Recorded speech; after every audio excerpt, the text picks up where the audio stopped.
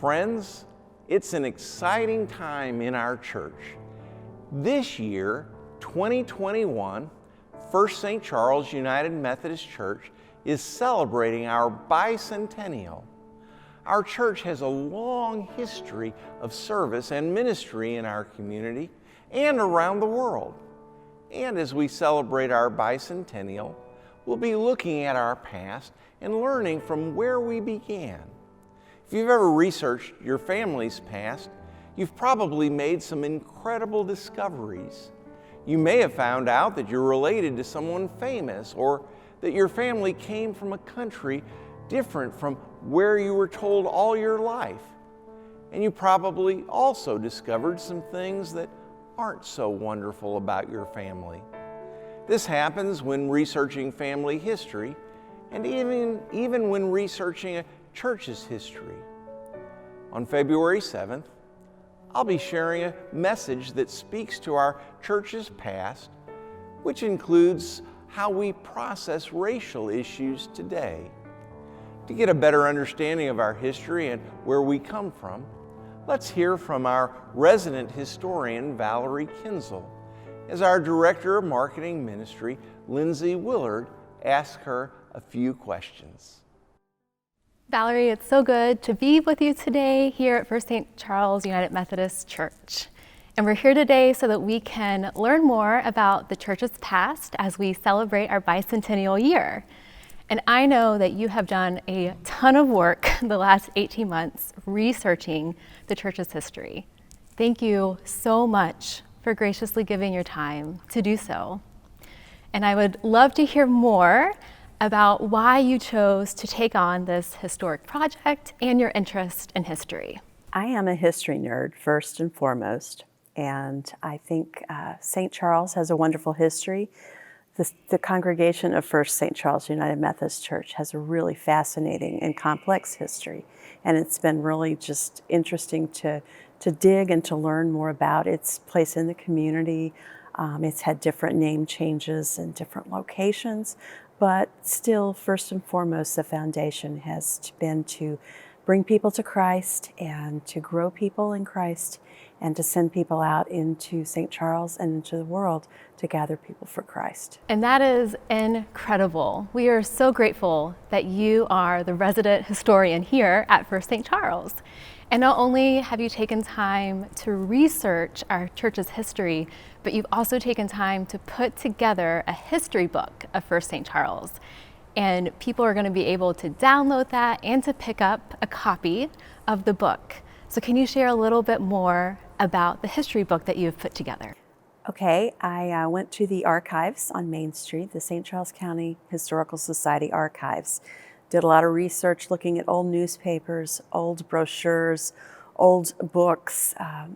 The interesting thing about doing this research was this church completely burned in 1953, as did most of its historical documents. So it was piecing together a lot of information from the archives at the Historical Society rather than our own personal archives, which only went back to the 1950s. I have been fortunate to already have the chance to read this history book that you have put together. And it is a fascinating read, and it really provides quite a glimpse into our church's history. As you were researching about First St. Charles, were there any surprising finds or anything interesting that you discovered? Yes, I did discover that our founder, Kathleen Collier, when she built the little church on Main Street, which the building still exists, 617 South Main Street, she opened the doors not only to the Methodist congregation for worship, but she opened it to other denominations as well, which I think is amazing. For her, a house of worship was truly a house of worship. It didn't matter denomination-wise. And also, I discovered that Kathleen Linnemann, who was the founder of the St. Charles County Library System, was a longtime member of this church. At that time, it was called Fifth Street United Methodist Church. Ms. Linnemann was a piano teacher. She loved music, she loved books, and her start of the library system began when she asked friends to donate books because there was no public library system in this area. So she not only taught lessons, but she was also the organist for Fifth Street United Methodist Church. And she played at more than 500 funerals, 300 weddings, and she gave lessons in her home. So she had just retired when a brand new organ was put into Fifth Street United Methodist Church. And in 1953, then that organ, as well as the whole church, burned. So you mentioned the founder of the church, Kathleen Collier. Is there anything else that you found out about her or that you discovered as you were looking into the archives? Kathleen Collier provided for the land and also the finances to build the little brick church on Main Street. And she also opened her home to itinerant pastors. Many of the Methodist pastors in St. Charles County were itinerant. They were on circuits. They rode horses around to the different areas and preached, and she always wanted to have a home for them. And she also believed in education. She felt very strongly about promoting education and providing for education of people in St. Charles who were uneducated. And yet it's also interesting to note that Kathleen Collier believed in educating African Americans. She opened the doors to educate not only people with white skin, but also people with different colors of skin, African Americans.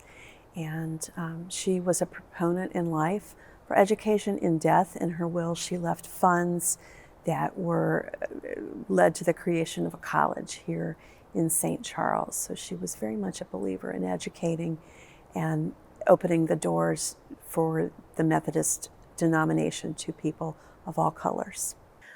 She was, however, a product of her time. She moved here from Maryland, which was a slave state. St. Charles at that time also, there were people who supported slavery. Slaves were even sold down on Main Street at what at that time was the location of the courthouse. She used her enslaved individuals to help in the business, and while she never freed them in her will, it showed that she passed them along as property to her son George Collier, who was became a well-known businessman in St. Louis. However, it is interesting to note that she opened the church to people of all colors, whites as well as African Americans. In 1835, the records show that there were 517 members of the Methodist Church here in St. Charles. 127 of those people were African Americans. Compare this to the Methodist Church in downtown St. Louis, where there were only 100 African Americans. So she opened her doors to people of all colors at that time. It really is quite a past that First St. Charles United Methodist Church has. Can you share why it's so important for us to know our history, and now that we do know it, how we can move forward together? I think it's important to remember that this is history. It happened, but in looking back over the 200-year history of this congregation of the United Methodist Church, we need to look at where we've come from, what we've learned, how we've changed, and where we can go and make changes in the future. And I think, to me, that's the purpose of putting this history together, to see how far we've come and to see where we head from here. First St. Charles United Methodist Church is open, it's welcoming, it's friendly, it's a loving congregation, it's inclusive. And I think it's important to remember those aspects as we go forward as well. It's so true. First St. Charles really is an inclusive faith community. And now as we're entering the bicentennial year, there are so many celebrations that we have planned. Are there any specific celebrations or events that are going to happen that you are looking most forward to? Actually, yes. I am a people person. I love celebrations. I love parties. And I am so looking forward to the Grand Gala, which is planned for later this summer. And I'm anticipating that it's going to be full and wonderful and open to the community. And we'll have a great celebration. Other thing I'm looking forward to is the 200 Christmas trees. Anybody who knows me well knows that I love all things related to Christmas and the holiday season. And it will be amazing, I think, to see all these different decorated trees in the church. I am definitely looking forward to both of those events and all the celebrations that we have planned as well. And thank you, Valerie, for all the time that you spent researching the church's history and for taking this time to share more about what all you have uncovered.